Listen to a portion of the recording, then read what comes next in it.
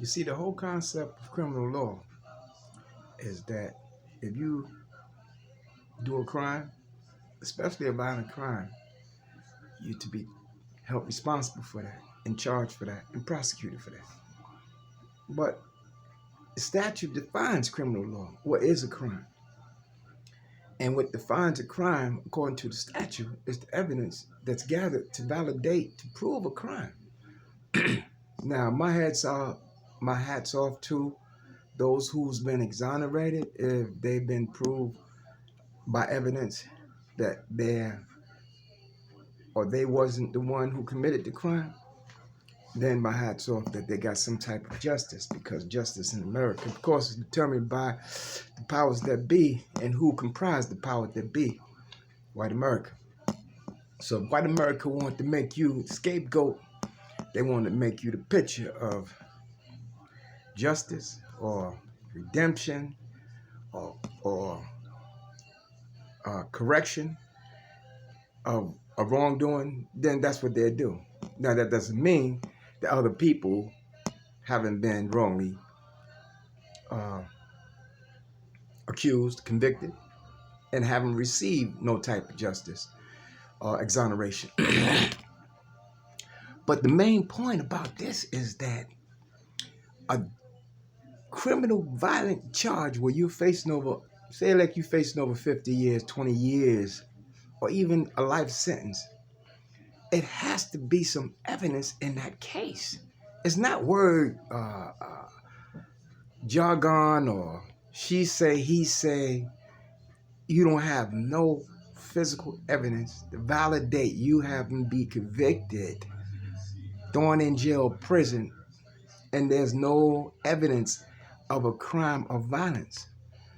Something different. That's out of the statute's range. That's not even statute. That's not even lawful to even approach prosecuting a person when the charge involved over 20-some years. And if convicted, that's what he's doing or she's doing. Now, I don't care what these exoneration cases is. You can say, okay, we got this guy or we got this woman, their DNA disproven, their fingerprints disproven, the blood wasn't their blood, the glove didn't fit, so you must have quit. I don't care nothing about that exoneration. We ain't talking about those cases. Those cases dealing with some type of evidence of victimization. Somebody got hurt in the case. All right, so I'm not even going to comment on that because there was victimization in the case. I'm talking about before they start doing this forensic stuff where they say, okay, fingerprints, it don't match. The blood is not his match. His semen is not his. The picture is not his. So we got exonerated. We're not talking about those cases that's dealing with victimization. Okay, they just snatched that person up because that person was accused and there was victimization and that person was the scapegoat. We got this, we're going to throw it on this person, say this person done it. That's the scapegoat. That's the person that they just threw the crime on. We're not talking about those cases. That's forensic. Because that's something new. Forensic is new. It's not within the last 10, 15 years, that's when it came out. Forensic can exonerate you. Before that, either you did the crime and there's evidence that you did it or you didn't do it. You was railroaded based on the fact that there was no evidence in the crime that connected you to having done the crime. See, that's how you was exonerated back then.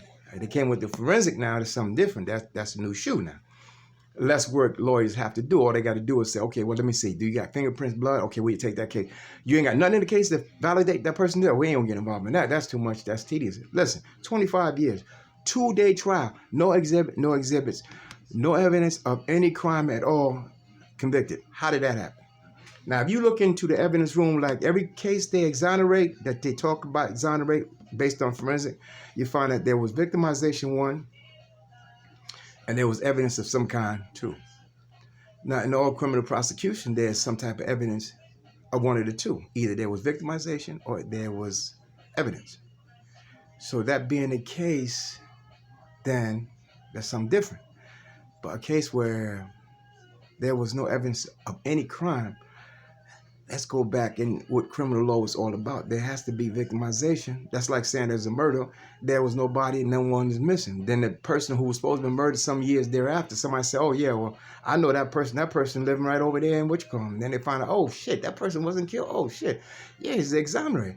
Now, when there was no evidence of a crime, there's no crime. So the prosecutions or prosecutors sometimes they get overzealous. They call it malicious prosecution. They don't like the person for some reason, maybe his past, maybe his status at that time, whatever the case may be. He just don't like the person, prejudice, whatever it is. They just prosecute, try to make a name for themselves because that's a win under their belt. It happens. Person's ignorant of the law that they're prosecuting. It's like a walk through the park or like a breeze, a breath of fresh air. It's so easy. Anyway, when a person don't know what's going on, it's easy to incarcerate them, convict them, take them to trial.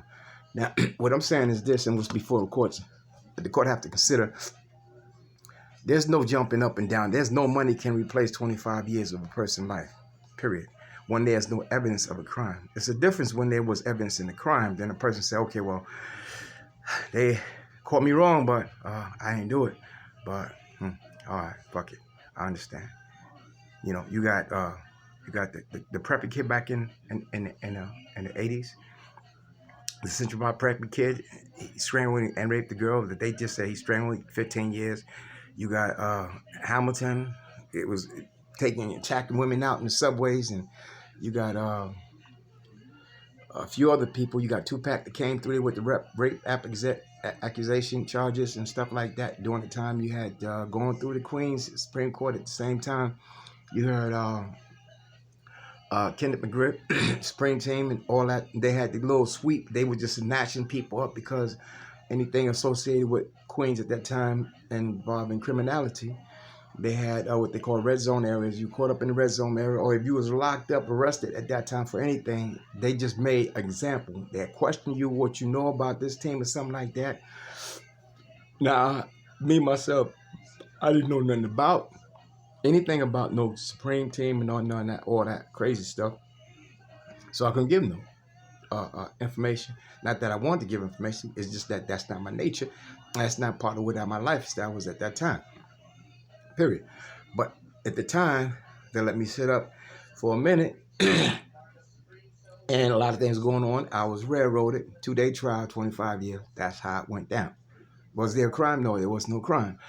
They made allegations and accusations. Matter of fact, I got the document of the first that's in part of my motion to the court and before the court, because the court judge, Mr. Cole, he has to consider whether there's law to this that validates a violent crime and a charge. He has to say, well, okay, among this, because one lawyer and judge and appellate division had considered restrictions, and among which there had to be validation of a crime for restrictions to be given me. Based on adjournment to get those evidence of a crime to validate so he can give restrictions. Otherwise, I'd be like at a standstill. I couldn't even leave the house without permission. Came back, a different district attorney appeared. He said, well, I'm a different one, but accordingly, I only got a thin folder right here. There's nothing I can bring to produce to the court right now, but based on the nature of the charge and time he did, I just asked, just restrict this boy. He can't even sneeze in church. The judge said, okay, my lawyer objected, but the judge said, okay, wait, I made my decision based on what's before the court, and accordingly, there's no restriction. Bang. Okay. That's justice. I had a trial down here, and the judge was real hardcore on me, impressed. Prosecutors, 4 of them, was trying to get me railroaded, facing over 18 years. Here it is. Now I'm a little more conscientious knowing about the criminal justice system, how it functions and everything. The judge told me, okay, I took the 5th lawyer off your case. Now you got to represent yourself, or either you get your own lawyer that costs $50,000. Of course, the average Afro-American coming out of prison doing 25 years don't have $25,000 in their pocket. Ain't nobody just jumping out the woodworks and say, oh, we're going to donate $25,000 to help him in his criminal defense in representation. So I'm forced with trying to represent myself, or either allow the case to be processed without me having any input whatsoever. So I said, well, look, I'd rather say something than not say anything. All right, started on Monday, ended on Thursday, and the jury came back unanimously not guilty. Okay, that's the end of that. Now, I'm saying, had I known back then what I know now, based on the fact that there's no evidence that connects me to a crime, especially a violent crime, you faced over 20 years. Come on. there's no way in the world you'd found me guilty, and the facts and proof and evidence before this court and lack of evidence inside the Queen's District Attorney's evidence room validates that. So accordingly, the crime and the criminal charge in the statute, one of which says and mandates that no one can be convicted of any one of these crimes in 130 of the penal law without corroboration. Corroboration means that they got to have some kind of concrete evidence, forensic, DNA, pictures, an eyewitness that's seen what happened, an assault, medical records, a medical visitation, a doctor assessment, a nurse assessment, some injuries, a torn cloth, a weapon that can validate an assault, something. That's what the statute, you can't convict that person without having some kind of cooperation, some of that, something. And that's what happened in this case here. So it's before the court that's going to be determined that a judge, according to what the judge said, he said to the 21st of January in Queen's Supreme Court. And this is, of course, this is a case that how he decides is going to make a determination as to how the court decide cases based on law. Do they follow the law that's printed? The law is explicit and it's self-evident and it's self-explanatory. So it makes it clear for you to understand. A person can't just say, well, yeah, this person just shot me and he ran that way. And description is this. And they find somebody, or they got somebody that passed by who has that description, clothing on, pick it up, and they say, okay, that. But there's no bullet wounds, no shot, no stab, no injuries or nothing. So the law says you cannot convict a person without any type of corroboration, any type of proof, evidence that there had been that kind of crime, violent crime, because we talking about serious years out of that person's life. And you don't have no injuries, no bullet wounds, no guns recovered, no assaults, no injury, no torn clothes, nothing.